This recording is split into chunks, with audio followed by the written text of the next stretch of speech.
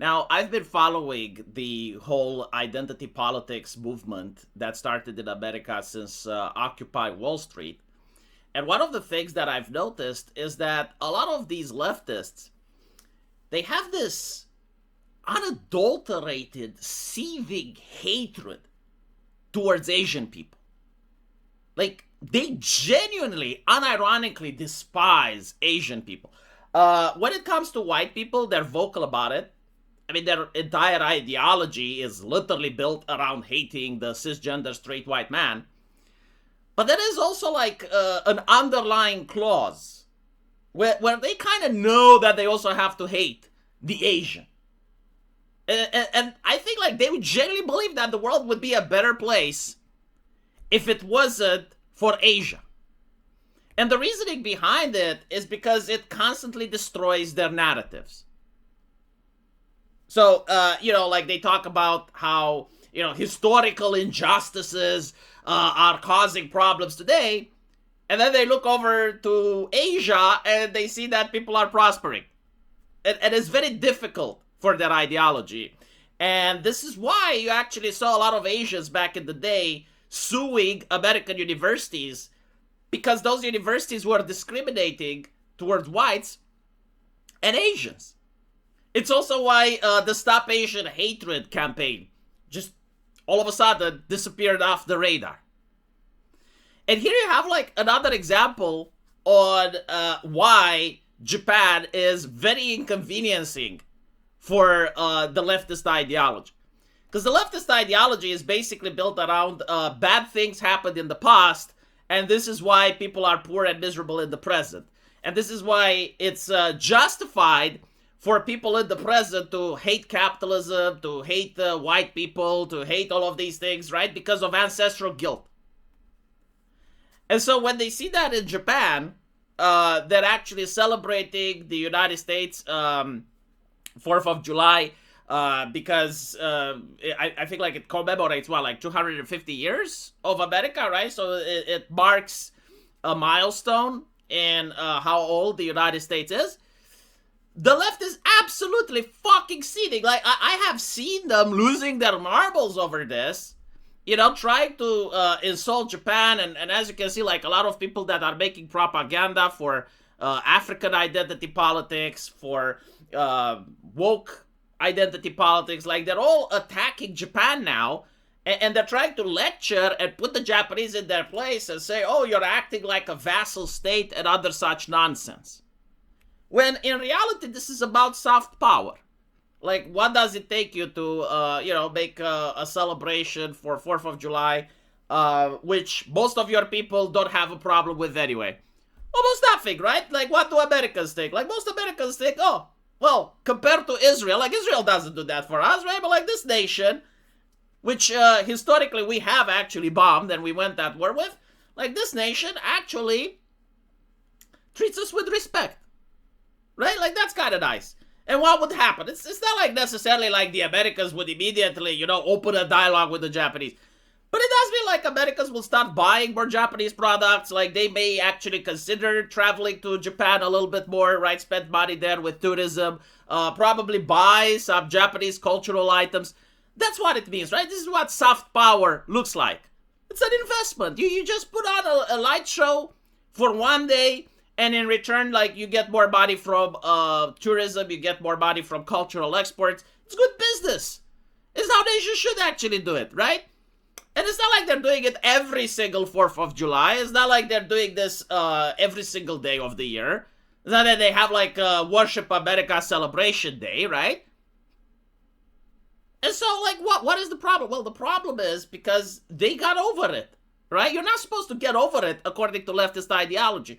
Like, sure, Japan was actually nuked by the United States. Many innocent people died. There were elderly people. There were children over there. Right? It was a war crime by any definition. Worse than the Dresden bombings. Worse than the London bombings. It is justified by historians, right? Like, every single Western historian views that the nukes were justifiable. Some people say that, well, maybe they were done in order to prevent World War III, right? To show to Russia that, look, America has the nukes.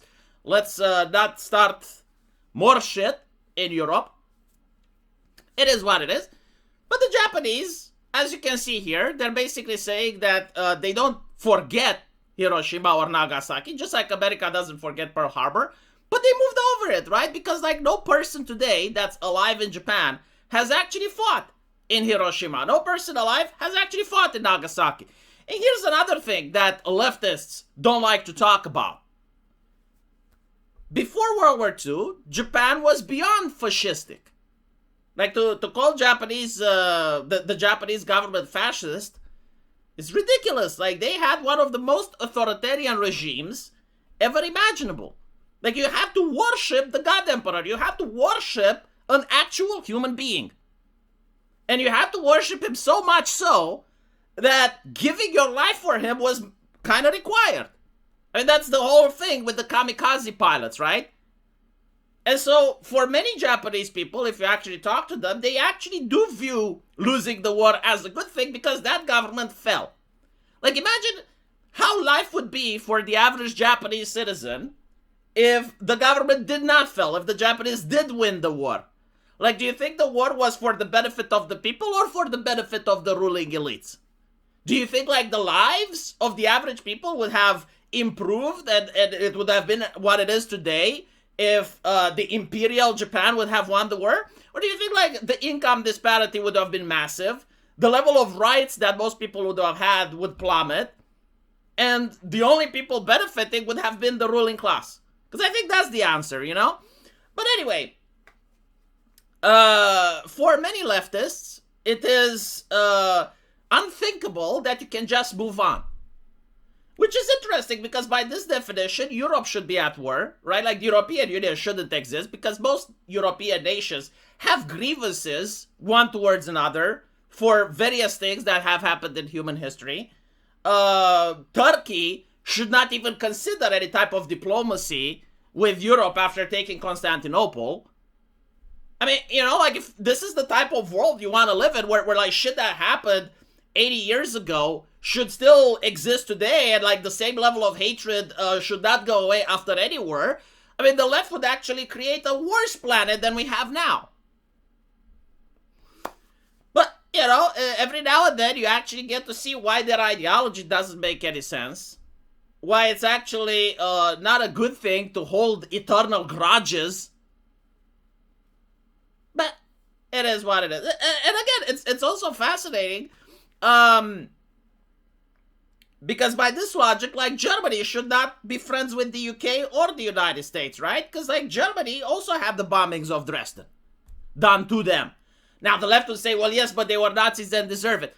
The Japanese were allied with the Nazis, and the Japanese, in my opinion, had a much more authoritarian system and brutal system than the Nazis did. The Nazis didn't require you to actually worship Hitler as a god, right? Like, he was still the Führer, and it was like more like secular state worship, fine. But the Japanese went even beyond that. Now, just because it's not in pop culture and it's not being treated in the books and shit, doesn't mean that their regime wasn't as oppressive and authoritarian. And so, like, why would it be that the bombings of Dresden is something that the Germans should move behind, but like the nukes in Japan is something that they shouldn't? It's like, no, it's like it happened many years ago, before any of us were born, right? Like, there have been peace treaties, there have been discussions, there has been diplomacy, relations has been mended. After the war, the United States has treated Japan fairly. Of course, it's not perfect, right? Like, I'm pretty sure, like, there have been cases of American soldiers doing bad things in Japan, but, like, at the end of the day, when you're talking about human systems, they're staffed by mortal people that aren't perfect. So, like, the system is not going to be perfect. But you look at the overall, and it's more good than bad. Anyway, right, let me know what you guys think. And as usual, we'll see each other in the comment section. Take care.